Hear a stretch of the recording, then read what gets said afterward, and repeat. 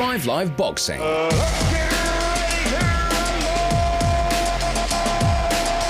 So welcome to the 5 Live Boxing Podcast with me, Steve Bunt. Another huge fight, another huge weekend. Las Vegas this time, and Saul Canelo Alvarez lost to Dimitri Bivol.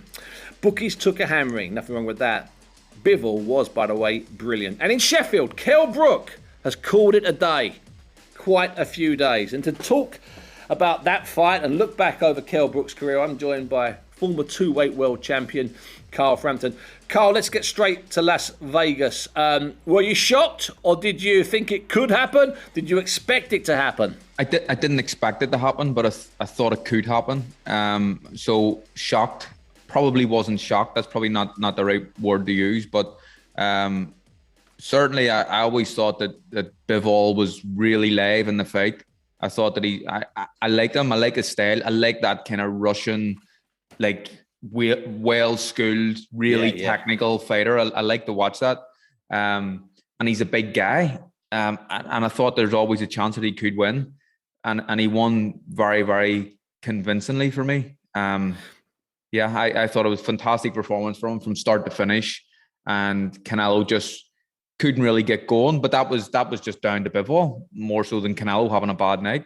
Yeah, you know what, Carl? That's a really interesting point, because this has been the debate since. So we'll hear from Dan Raphael in a moment, the American reporter and journalist. And in a second, I managed to grab him before he fled Las Vegas. He was at a very loud and busy airport. That's a really interesting point there, because it's a little bit of a debate about how bad Canelo was compared to how good Bivol was, and how bad Bivol made Canelo look. And you're right about that well-schooled, that old Soviet school. We use the term Russian, but it's that whole sort of Soviet system.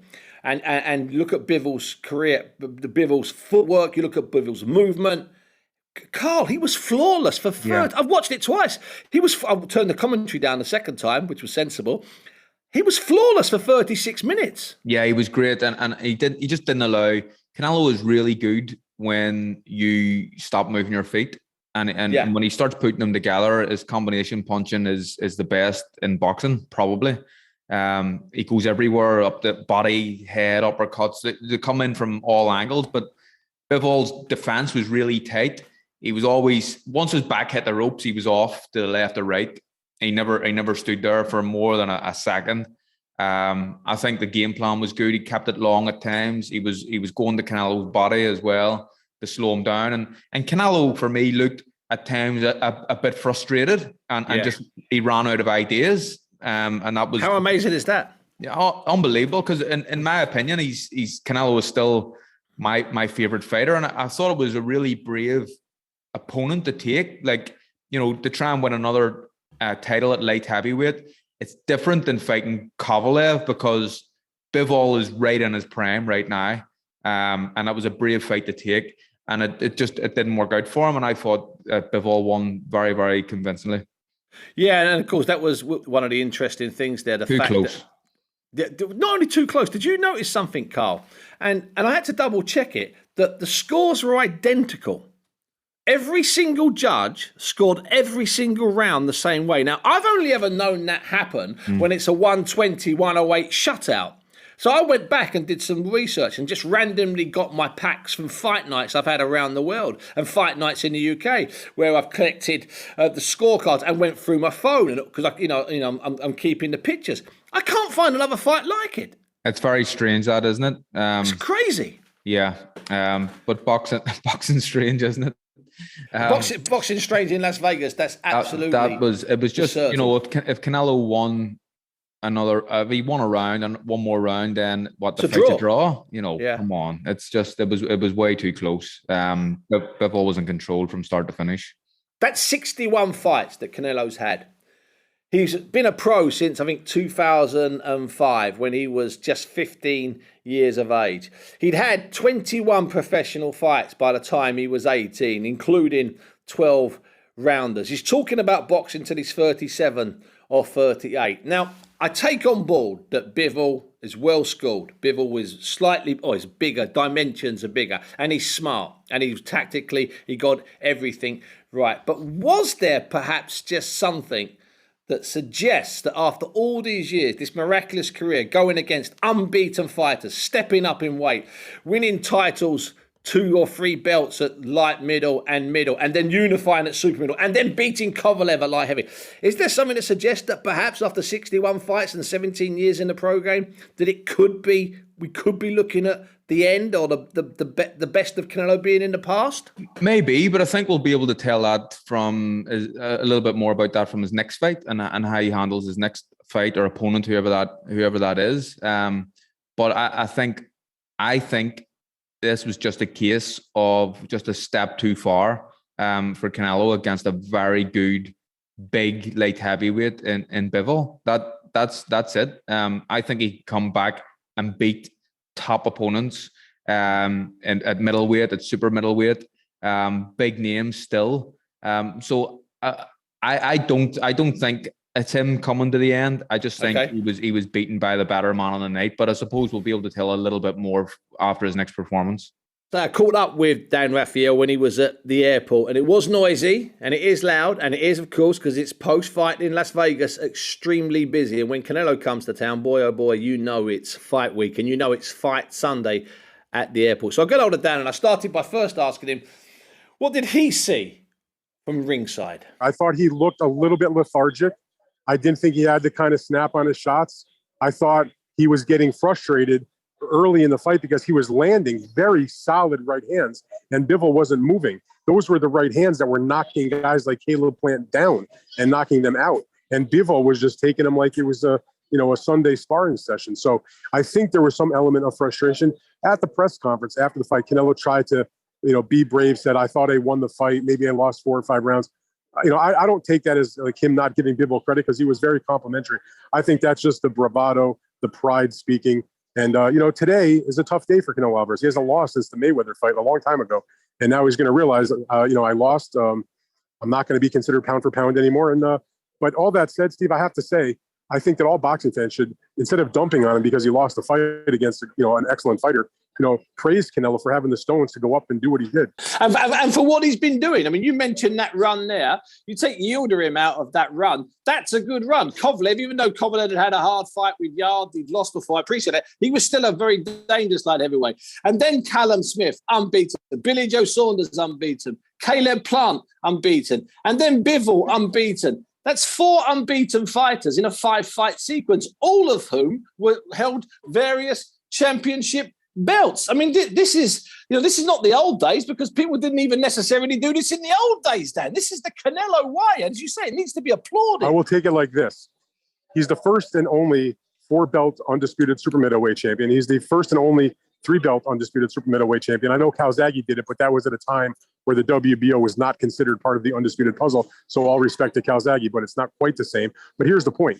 Calzaghe, Canelo, whatever you want to look at it as, if it was so easy, everybody would be doing it. And not only did Canelo do it, he did it in 11 months, and he just went one after the other, 3 undefeated champions plus a mandatory, and he scored 3 knockouts and won a decision that was the shutout in the other one. So it was a very historical run, without question.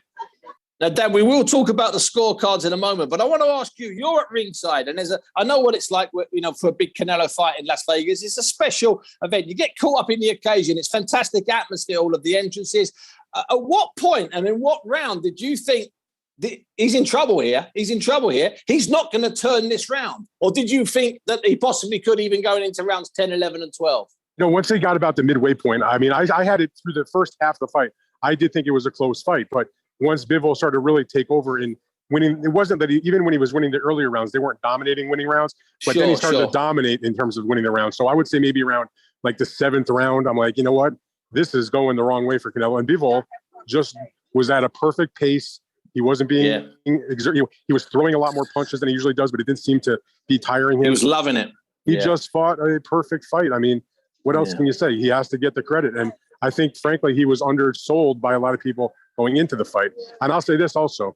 When you take a look at the run that Canelo has had post his middleweight days, so after the second Triple G fight, all the super middleweights we just mentioned, plus Kovalev, Bivol is by far and away his best opponent. It's not even a contest. So do you talk about how many of us, I'm going to use the royal we, in the media and maybe boxing general public overlook Bivol to a degree. Did Eddie Reynoso and did Sol Canelo Alvarez overlook him, Dan? Was that the feeling you got at the end of the night? Definitely not. I've known Canelo for the entirety of his run in America since he first started boxing on American television. And there's one thing you can say about Canelo Alvarez. This is not a man that takes anybody lightly. This is a man that does not overlook anything or cut corners in training. He's capable of multitasking. So yes, he was looking ahead about possible other fights, but there's no question in my mind anyway, having spent a little time with him and talked to him and this and that, as well as his team, he was not overlooking Dimitri Bivol. He just got beat by a better guy that night. So Dan, before you jump on that flight with all of your old friends, people that you see just about every other week, tell me now, what happens now? Because it was rematch in the post-fight discussions, but you're close to the scene. You're up late at night in those hallways in Las Vegas. What's the latest? And are we just talking simply about a rematch? One that Eddie Hearn has dubbed the biggest in boxing. At the press conference, he did talk about the rematch. At the very end of the press conference, I actually had, I think it was the last question or the second to last question. And I asked him, I said, are you sure that you want the rematch next? Or would you consider perhaps going to the Triple G fight instead, which is already contracted? And will you also fight in September? And he finally was non-committal about either. He didn't know if he was going to fight Bivol next. Didn't know if he would go for a Triple G next. Didn't know if he would fight in September. And said, you know what? We're going to take some time and think about it, which is his right. I mean, you're an hour after a very crushing loss. I'm willing to give the guy, a few weeks, a month, whatever, to figure out what the heck he wants to do. So we'll hear from him when the time comes. He said, I asked him also, I said, Canelo, this was a very simple question. I always find it interesting to get the perspective. What are you going to do on Sunday? It's a tough day for him. He said, I'm going to go golf. I'm going to go golfing. Yeah, well, that I absolutely believe. He may not play his best round of golf, but I know he'll play a round of golf. And Dan, just before I let you go, what's your gut feeling about what he would do? What's your gut feeling about what he'll do in September, October, or November? Boy, I don't have a gut feeling, but I do know that if I was his manager, I would not take the rematch. I would go elsewhere. I would take the bigger fight with Triple G. And, as Apollo Creed's old trainer in Rocky II said, when Apollo wanted the rematch with Rocky, he's all wrong for us, baby. We don't need this man in our life. So Dan Rafael there, Carl, he's quite adamant that Canelo shouldn't take the rematch with Bivol. Where do you stand, or what's your thinking on a rematch? No, I would agree with him. I think a rematch would be a similar type of fight. And I think that's Bivol is clever enough to put in a performance like that again. Not for a second suggesting that Canelo isn't clever enough or good enough to get a little bit closer and make it more competitive. But that would be it. I always see Bivol winning that fight.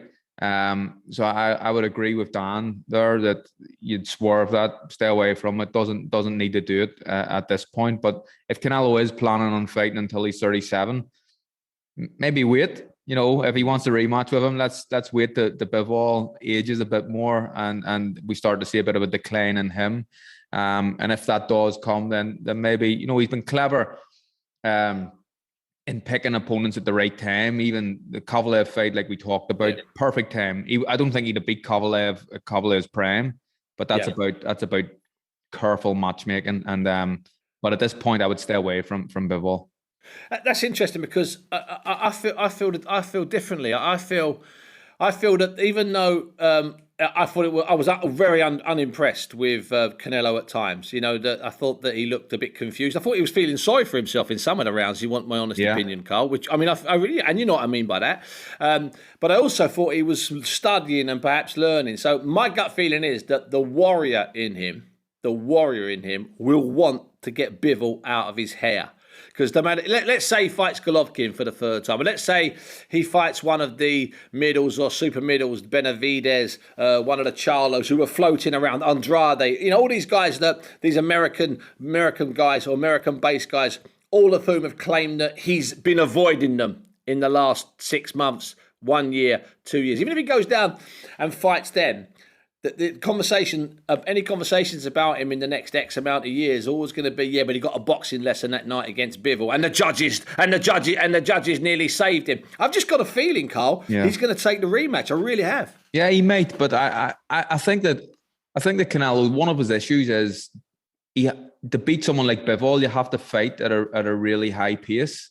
Yeah. And I don't know if Canelo, he hasn't really been that type of fighter throughout his career. Like fighting non-stop at a frantic pace and 10, 20 punch combinations. That's not him. And I think that he's a more skilled and cute and clever fighter, and he raid shots and he slips them and he walks forward and makes people tired. But I think to beat Bivol, the pace needs to be higher. And I think as Canelo's went up the weights, he's been able to fight at a higher pace for even less. I just think it's too hard for him to do. And even at the end of that fight, like, it wasn't a particularly high paced fight. No. But he was tired. And as he's fighting a bigger man, that's what happens when you fight big men. They make you tired. And what about his size? I mean, obviously he looks solid whatever weight he's going to come in. You know, he'd look solid if he was coming in as a small heavyweight. Let's get that right. But do you see him dropping down as far as middle, or is just a one drop down to super middle? What's your gut feeling? I don't know. I think that the Golovkin fight is probably still there for him, and I think that's a fight that he wins. But it's a good fight that gets people's interest again in Canelo, and I think that he becomes a world champion at super middle. But it's big fights for him at middle. He could get down, he could drop down the middle. He's the right stature for it. He's a small light heavy. He's still a small super middle, and he's probably not the biggest middleweight in the world either. Yeah. No, you're not wrong. And that shows you how good the guy really is. Listen, there are big fights. Let me ask you something that Dan mentioned there about how the day after a big fight, especially when you've lost, is a tough old day. But there was Canelo out playing golf. What about you after your not the Herring defeat, because that's different, and I know you had to catch 38 planes, 7 helicopters, and a windsurf to get yourself home. It took 5.5 days. It was like an Alfred Hitchcock movie. You getting home from Dubai. That's to be discussed at a later date. But how were you after the Leo Santa Cruz defeat in Las Vegas? What was Carl Frampton's Sunday like after that? Because you're heartbroken. What's your Sunday like? I was disappointed. I was really disappointed. But there was 5,000 people from the UK and Ireland that came to support me. So I wasn't. I know I was involved in a good fight. I was a bit disappointed, but I'd organised a drink for everybody in the Fine Nine Irishmen, is that what you call it? In New York, New York. Nine Fine Irishmen. That one, yeah, in New York, and we all went over and had a few beers, and it ended up getting a bit mad, to be honest. But it was just me kind of, I lost at the very high end of sport against a very good fighter, and that's what happens. Sometimes you win, sometimes you lose, and I wasn't. That defeat didn't hurt me as much as the Josh Warrington one, if I'm being honest. Yeah. Why did the Warrington one hurt more? Because you thought you could win. Yeah, I thought I could comfortably. Win. I thought I could win the Leo fight as well. Sure. Warrington was kind of. It was the Warrington defeat was really. I thought one-sided anyway in his favor, and the first 3 rounds in particular were pretty horrible for me. I felt like I let myself down. It took me a while to get over the Warrington defeat, if I'm being honest. So was that a dark room day on that Sunday after that fight? Yeah, that was different. It was just before Christmas, so it couldn't be too doom and gloom. I've got 2 kids, and I needed to be home and try to make things as nice and pleasant as possible. But I'm running about with a head like Igor, flipping all over the place, and it was hard. But I think it came at the right time, because Christmas is a happy time of the year for everybody. So there was a lift. I wasn't allowed to. I just couldn't mope around. I wasn't able to do it. It's an interesting sort of phenomenon, studying how good fighters recover from shock losses or losses. Not even if it's not a shock loss, because I could name. I'm not going to do it, but I know some really good fighters who have never recovered from that first loss. And sometimes, Carl, that's down to the fact that they believed they were A, invincible, and B, that the man they were fighting had no chance to beat them. And I'm just wondering, at least you were realistic, perhaps, in the fights you lost, that you knew you were fighting world-class guys, even if you believed you could win. Yeah, I think that's the thing. You just have to think about things and try and keep things as real as possible. And I always try to rationalize things and think that, look, after obviously being down in the dumps after a defeat, I always thought of it like I get beat by world champions. I didn't get beat by mugs. I stayed in for as long as I could. The Herring fight, you take that out of the equation, I was done by that stage. But the Leo Santa Cruz and the Warrington fights, I had bad nights against good fighters, and they had good nights, and that was it. I just tried to rationalize things like that. And with and just finally, and getting back to, or not finally, getting back to Canelo, would you expect him to rush back or to take 6 months and not try and get back in in September and have another fight in November? What would you expect? Because he's a man that likes to pack a schedule in. Yeah, he does, and that's something that's I suppose since he's teamed up with the Zone, his fight schedule's been pretty hectic. He's been fight after fight, and normally when you get to that stage, it's 2 fights a year, maybe 1 fight a year. But Canelo was regularly putting out 3. I don't know. I suppose whatever he wants to do, he could come back and have a few weeks off in the training camp for another fight for the next big Mexican holiday in September, which he probably will do. That's what I would suggest. He doesn't need to have too much time off. And finally, on Canelo, Carl, this goes back to a theme that you and I talked about earlier in the show, and also we've talked about before, is that sequence of fights he's had in the last 5 years, a couple of Golovkin fights, Danny Jacobs, Kovalev, Callum Smith unbeaten, Billy Joe Saunders unbeaten, Caleb Plant unbeaten, and then Bivol unbeaten. That's sort of 6 or 7 or 8 fights over a 5-year period. Fighters just don't do that. They just don't get the opportunity to do that. I mean, I think that whatever happens with him, even if he were to lose the Bivol rematch, and then things might change as we sort of go down the home straight towards his retirement. I think we need to remember the risks he's taken over this last 4 or 5 years. I know this is echoing stuff that Dan Raphael said. He's been an incredibly brave risk taker in a business where the fighters are brave, but often the risk taking is errs on the side of safety. Yeah, absolutely. Look, it's really been unbelievable what he's done. There's been no easy fights for the last number of years, and then when you step up to a guy like Bivol, and that's the guy that you wanted to fight. Canelo wanted to fight Bivol and try to win another world title at light heavyweight against a very, very live, real dangerous opponent. Although he lost, he's very, very brave. There's not many do it. There's not many do it like that anymore. And I think that it's incredible what he's done so far in his career. I still think there's more from him. And he'll go down at the end as one of the all-time greats. We'll be talking about him in the same breath as guys like Hagler and Hearns and Ray Robinson and Ray Leonard, all these top names. He's an unbelievable fighter. That's Canelo Alvarez there, and that's Carl Frampton talking about him. As for Dimitri Bivol, well, he's just about can write and do whatever he likes. He might even join that list the way he boxed the other day. He can get pushed, get him in with the winner of Artur Beterbiev against Joe Smith, which takes place a bit later in the summer. Who knows? Perhaps we'll even see him one day here again.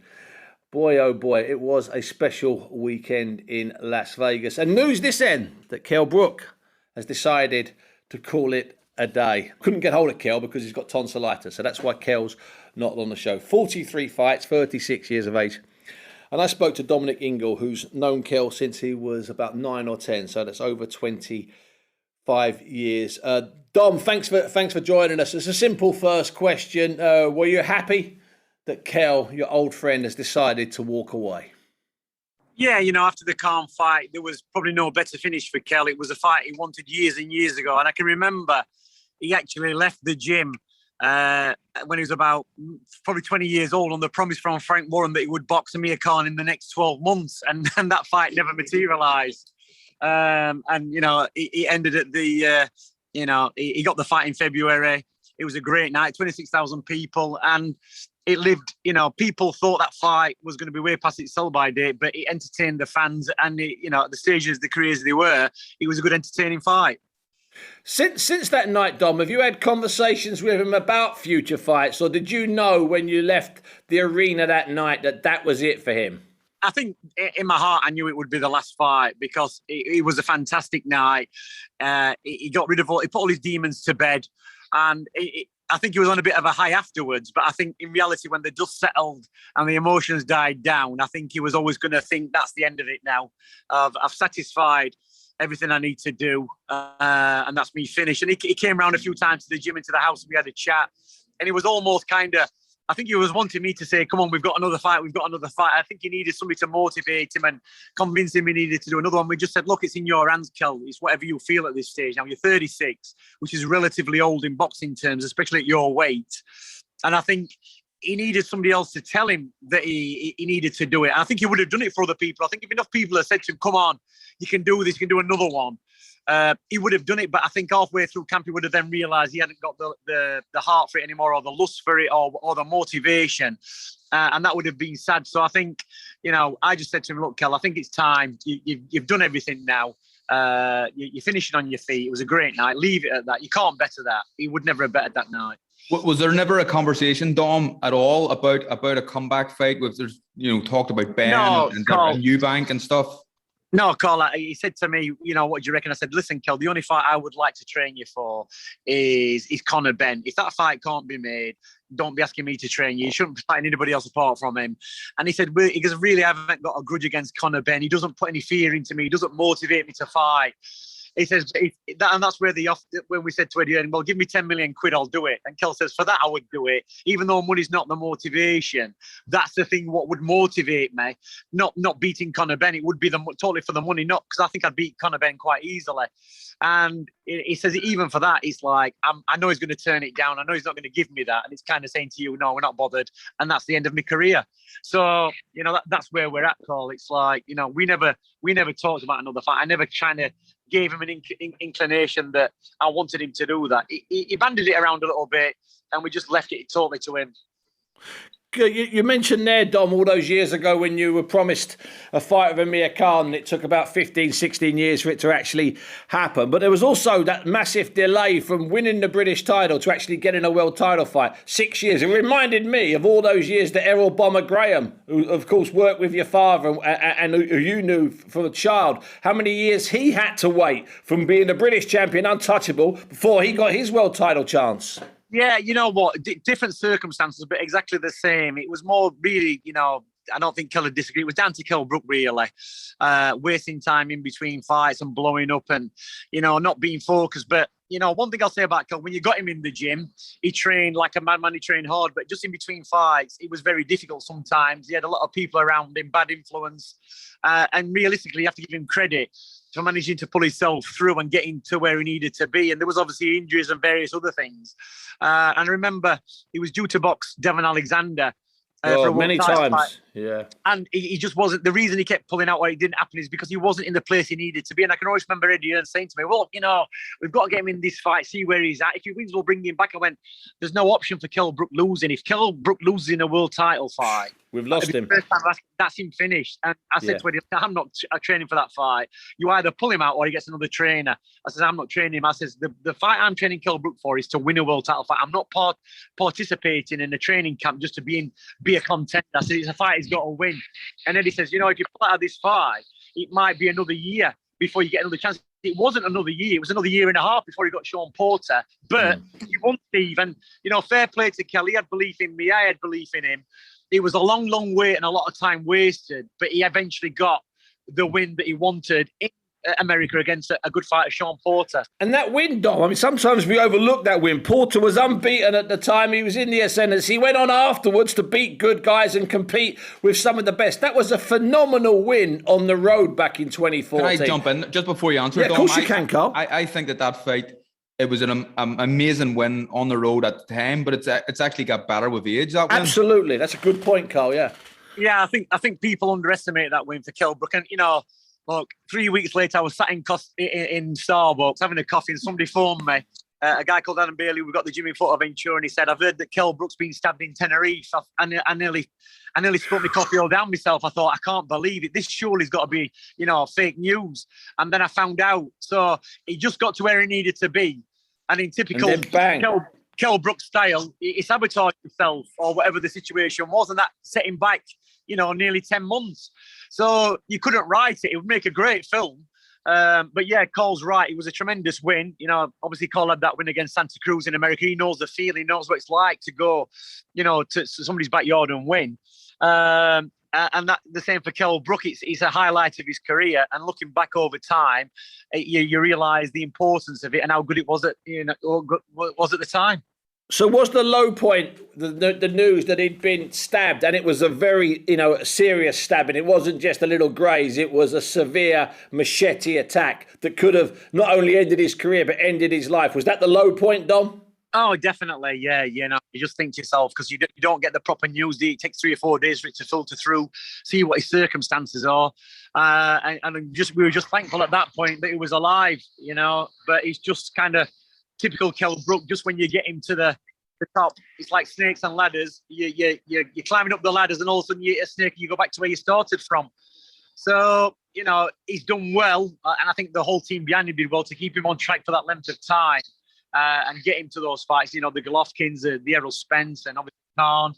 So it's been a down career, but so many fighters have been as good as Kell Brook have never made it because of things going off in their careers and having setbacks. But luckily, he managed to make a lot of money, get some good wins, and entertain the public. The Kell Brook, he could be behind and then pull it out of the bag with a knockout shot. He always had the punch power. He always had the excitement, and I think that's what we're going to be remembering him for.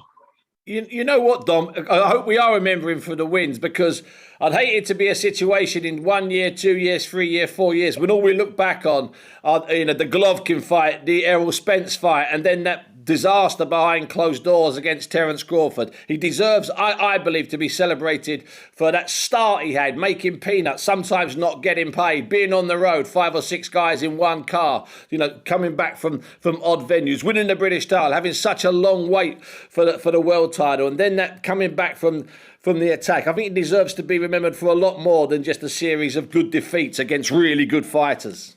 Yeah, he had to do it the hard way. He had to get on the road.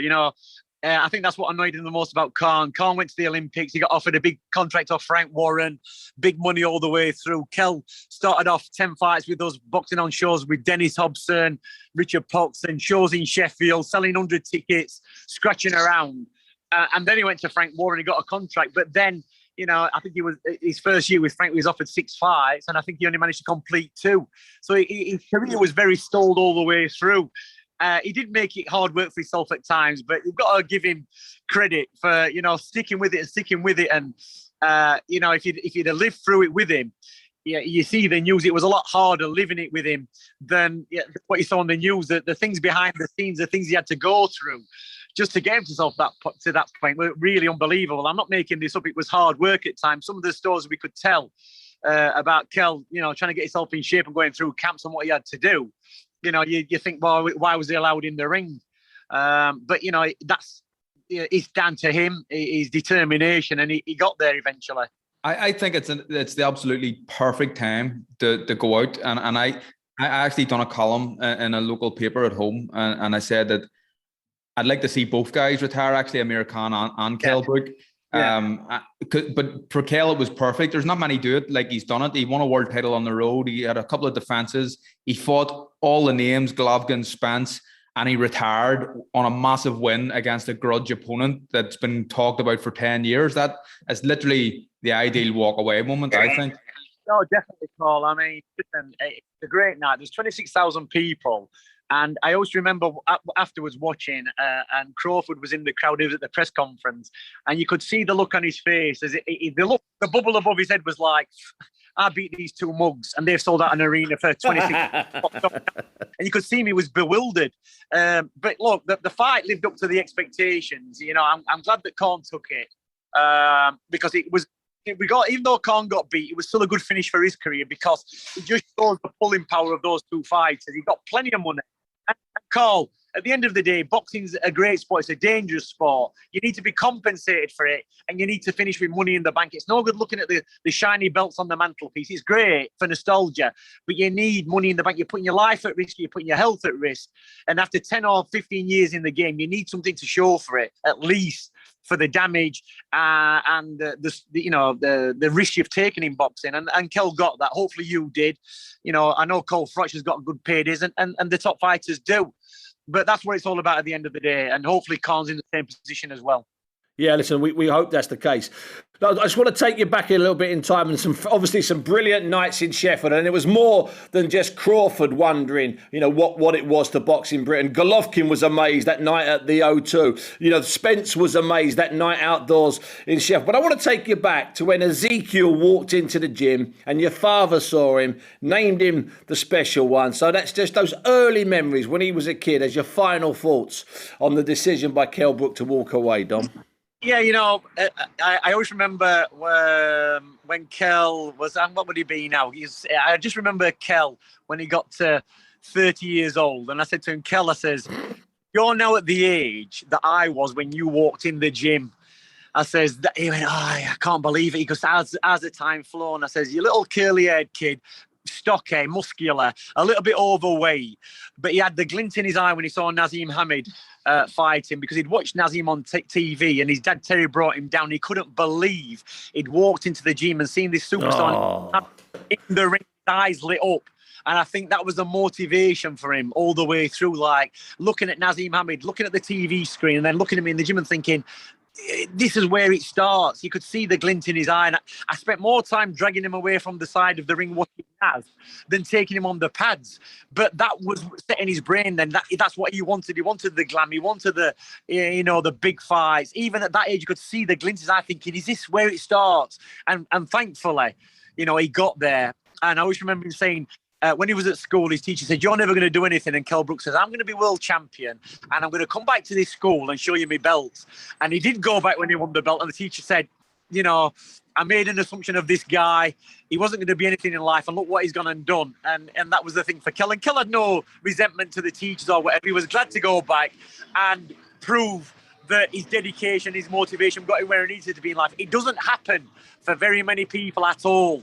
It's happened with Naseem Hamed. It happened with Kell Brook. They did the same thing. Naz said the same thing. I don't need to have an education. I'm going to be world champion. And he went, yeah, right. And then all the teachers, when he went back, they all made a claim that they all taught him. It was impossible, but they all want to be involved in success. It's a great story, but it takes so much to be a world champion, to dedicate yourself in that way to do it and to achieve it with the ups and downs, because so many pack up along the way because it's such a difficult journey.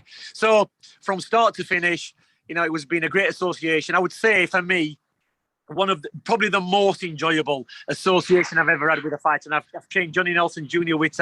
partly with Naseem Hamed, but the most enjoyable one was Kell Brook, because he was so easygoing. It was hassling one way, but not on a personal level. We always got on. We never fell out. We had a good few laughs along the way. It was very enjoyable. So I'm glad he's closed his career with that win in February, and I hope that he keeps on track and he has a happy life from here on onwards, and he finds some kind of hobby to carry him through. He likes fishing, he likes cycling, he likes other kind of stuff. Hopefully, we're going to see him on the TV screens, maybe doing a bit of commentating and other stuff, or maybe TV work. It'd be great if he does. Dom, listen, it's been a pleasure talking to you and sharing your memories today at the end of what has been a wonderful boxing journey. Dominic, thanks for your time. Thanks, Steve. Thanks Carl. Thanks, mate. Thank you. See you later. Carl, great to hear from Dom there. Just quickly, before we talk about Kell, let me ask you a question. He talked there about Kell being in awe when he was 9 or 10, walking into the gym and seeing Naseem Hamed. Did you have a moment like that when you suddenly went to a gym and there was someone there you'd seen on TV or someone there you'd read about in the paper? There was a couple of times that happened to me. It used to be, at times there was guys like, I was looking up the guys who weren't even world champions. There was a guy called Conal Carmichael, who was a good fighter, Irish champion and Ulster senior champion. I remember seeing him in the flesh for the first time in a Dockers club, thinking, oh, this guy's unreal. And Conal was good. He went and fought guys like Andre Ward as an amateur and very good fighter. But two in particular, one was Wayne McCulloch, and I didn't see him train, but he was my kind of, I had a poster of him in my room. But he came to my gym just to whatever. He was just down taking photographs and showing his belts off, which was great. But another one actually was Barry McGuigan. And he came, it was a show in the Holy Family, Jerry Story's club. And Barry was there at night. It was a thing for Laureus, the Laureus peace thing. Yeah, they had a Brazilian team over. Actually, do you know who was on the bill? Funny story. I was a kid on the bill. Nigel Travis was having his last amateur fight on the same bill. Yeah. Oh, sure. I bet he's dined out on that. You were his chief support once. Well, he get filled in, so he doesn't say much about it. Okay, listen, that's enough of that. And by the way, unlike you, I looked up to kids who, when I was 13 and 14, I looked up to kids who might have been only 17 or 18 because inside that world, inside that bubble, they were the greatest fighters that you could actually associate with. Carl, go back to Kell, Brook. I agree with you. Absolutely perfect time to go. But interesting there, how honest Dominic was about how sometimes Kell brought trouble on himself. Yeah, it was a real candid interview, and he was real honest, Dom, and I think that I obviously we knew a bit of backstories with Kell, and he'd been stabbed and stuff, but I didn't think he was as wild as what Dom was kind of implying there. So it sounded like I had to pull him in a lot to keep him on the straight and narrow, but that's what some fighters need, and they need a good coach, and Dom and his dad Brendan were able to do that. But there's many characters, let's say, in this game who could be, wander out down the wrong path, and it's important to have a good coach to drag you back in when you need it.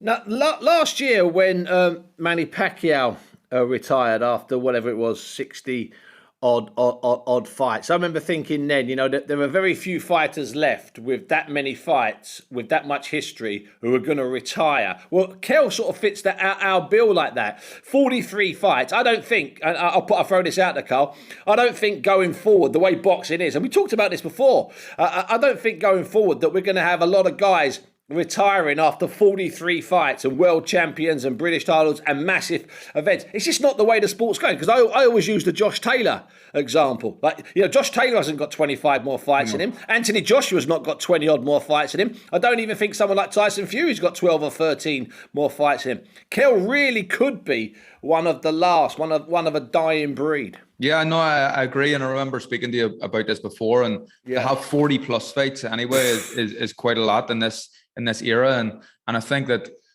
you're right in saying guys like Josh Taylor. Josh may have 5 fights left. He's got enough money in the bank, but 5 fights with the top names and on the planet, which is enough. But that's the kind of number we're getting to now in terms of fights, and it's a generational thing. That's just the way it goes these days, and people get fast tracked quicker to world title shots. They don't have 24 rounders anymore. And before the fight, a 6-rounder, and it's just the way it is. They're having less fights. You're never going to see another guy like Pacquiao, who's never hitting 60 fights and a world champion. It's not going to happen anymore. Well, in all fairness, I think we could include in that list definitely Canelo, 61 fights. Well, yeah, of course. As we said earlier, still talking about having 5, 6, 7 fights. I've got to ask you one question, Carl. Back to 2016, a sold-out O2, Kell jumping up a stone to fight Golovkin, and still, Golovkin's still good now. He's just won a world title recently. But was that a risk? Obviously, he lost, so we could all be wise after the event. Is that something that made sense to you because of the risk, or it never made sense to you, Carl? No, it did make sense to me, and it's one of them fights where you get paid a lot of money. I don't know what he get paid, but I imagine it was a lot of money to fight the killer in Golovkin, because no one wanted to go near him at that point. And I remember actually I'd done a tweet at the time, and it was a picture of a bull with balls about the size of my head, and I'd said something about Kell Brook's balls or something about taking this fight. But it was brave. It was brave of him to do so. But in them fights, fighters for the most part will fight anybody as long as they're being well paid. Yes. And that's the bottom line. And Kell took a risk against Golovkin, but it was kind of it wasn't really it was a win-win situation. If he lost, people expected him to lose. If he put up a good fight, it's okay, but he's getting well paid at the end. So I don't think it was. I think it was the right thing to do. And it will be, as we all agreed, that night in 2014 when he finally got the world title fight against an unbeaten Sean Porter, which was a hard fight. It was a tight win. I thought he won it, and I'm delighted he got it. That's a win that's not only a standout in his career, I think that's a standout in the last 25 years in British boxing. Alongside, as Dominic pointed out, your win in New York City against Santa Cruz. I mean, it's in that same realm. It's a great win. Yeah, the Porter win for him was massive, and And Sean Porter's still a guy. I don't. He's still going. He fought recently, didn't he? And he hasn't really mentioned, or has he talked about retiring? No, he's finally called it a day because he had that a fight against Crawford where he just finally, that was the first time he was stopped. You know, he lost to good guys, really good guys in really hard fights, and he was just honest enough. Plus, he's getting, he's getting a fortune working for American TV, and he only does about 5 hits of 20 seconds. It's the best job in the world. Yeah, they pull him in for 3 rounds for 32 seconds in each round. It's a doddle. But he's a quality fighter, and he is, man. After he lost to Kell Brook, he continued to win fights and absolutely and beat and give good fighters hard nights. That was a really fantastic win. And what I will say as well was it was a close fight, like you said. I edged it to Kell, but the scoring was very fair. Which sometimes when you're in a close fight in America against an American, you're thinking, oh, it might go the other way here. But the scorecards were extremely fair, I thought. And especially an American who the Americans fancied. You know what I mean by that? A guy that they like, a guy that they wanted, a guy that had already started to match in some super fights going down the line. I think we'll look back on those Kell years and we'll remember lots of things, but we mustn't forget that last fight. And as Dominic kept saying there, massive house, sold out instantly. And forget the fact that perhaps we'd have liked to have seen Kell Brook against Amir Khan years ago. You know, we don't live in the fantasy world. We live in the real world. And I'm with you completely. Wouldn't it be fantastic double if Amir Khan at some point in the next couple of weeks announces from Dubai that he's also calling it a day? I hope he does. He really does. And I said something and it was kind of taken the wrong way, and I said something about maybe being greedy or greed being involved, but I shouldn't have said that. Amir's he's just a fighter who likes to fight, and although he's got I don't know how much million in the bank, I'm sure he still likes to fight. I'm sure there's plenty of money in the bank, but he likes to fight. He likes the attention, and there's just people like that. It's hard for I was looking out at the end of my career, and I don't have a fraction of the money Amir Khan does, but I just wanted to get out and just relax a bit more. But he's a different type of person than me, and he's been an unbelievable fighter, an unbelievable servant to British boxing. And I would hope that he does retire, because I think that he doesn't compete with the top guys anymore, and it would be sad to see. Carl, I'm going to give you some advice now. Now, obviously, I've known you a good few years, and I love you dearly, as you know. But I'm going to give you some media advice now, two pieces of media advice.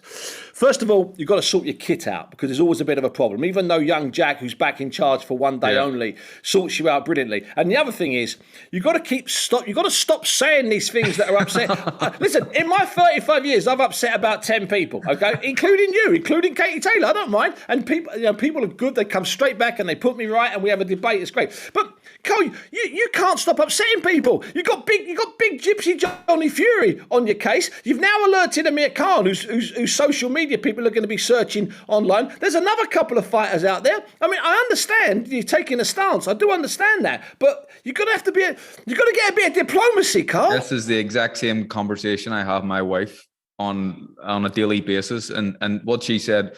Look, it was an article in a local paper about Khan, and I talked about how good he was and loads of good things. And one thing says, maybe he's been a bit greedy. I shouldn't have said that. And Christine was very annoyed because the year before he'd wished my daughter a happy birthday on Instagram. You're terrible. Why are you slobbering to him? And I wasn't even. But listen, I need to take a leaf out of your book, Steve. You're right. No, listen, I'm going to build bridges. Trust me, I'm going to build some bridges. I've got a bit of work to do. We're going to build some bridges. Listen, Carl, don't go. I'm just going to read out one or two items of news this weekend. Sorry, it's starting today actually and lasting for 10 days in Istanbul. It's the Women's World Amateur Championships. 310 women from 73 countries in basically starting the long road to Paris. The GB squad are sending 6, including Charlie Davison, one of the great stories from Tokyo. She didn't get to a medal, but she had the story. And a woman called Rosie Eccles, who would have got to Tokyo if the rules hadn't been changed. That was disgraceful. I think she missed out terribly. It's the 12th edition of the Women's World Championships, and amazingly, the last time they were in Turkey, which was in 2002, I was there. That was even before Katie Taylor. That's how long ago it was. And a little bit of domestic news. This weekend, Channel 5 are back on TV. Denzel Bentley fighting Linus Udofia for the vacant British middleweight title. Now, looking forward next week, we don't usually do this, but I'm going to do it. I'm going to do it today because sometimes people wonder what's coming up next week. Well, I'm going to tell you what's coming up next week. It's going to be a bit of a special. Craig Richards fights Joshua Buatsi the following weekend, and it's a light heavyweight fight for status, ranking, and bragging rights. And believe me, that's better than most belts. And also, I'm going to say it, I will get a sit down with Larry Holmes and Jerry Cooney, who are celebrating the 40th anniversary of their historic, chaotic and brilliant fight one night in Las Vegas. I'm touring with them, which is really going to be bizarre. Cannock, Birmingham, London, and somewhere near Ipswich. So that's going to be on next week's show. Carl, it's been an absolute pleasure and a delight having you on to talk about a couple of great fighters, really. Canelo, well, and Bivol, obviously, and Kell Brook. It's been hey, listen, you're not doing a bad show if you're discussing three fighters as good as that, are you? No, you're not. That was a great show, and like I said again, I think the interview that we had from Dom Mingle it was nice. He was so honest, and it's clear that he has he just wants Kell to do well in the rest of his life. And let's hope he does. Kell Brook in retirement. That's something I'm not bothered about saying because I'm delighted for him. Carl Frampton, thank you very much. Carl Frampton in retirement. I'm even happy about saying that. Carl Frampton in retirement. Kell Brook in retirement. Perhaps not Canelo Alvarez in retirement. And Dimitri Bivol certainly not in retirement. You've been listening to me, Steve Bunce, on the 5 Live Boxing Podcast. Thanks for downloading. Thanks for listening. Thanks for your ears. Let's get ready to rumble! 5 Live Boxing.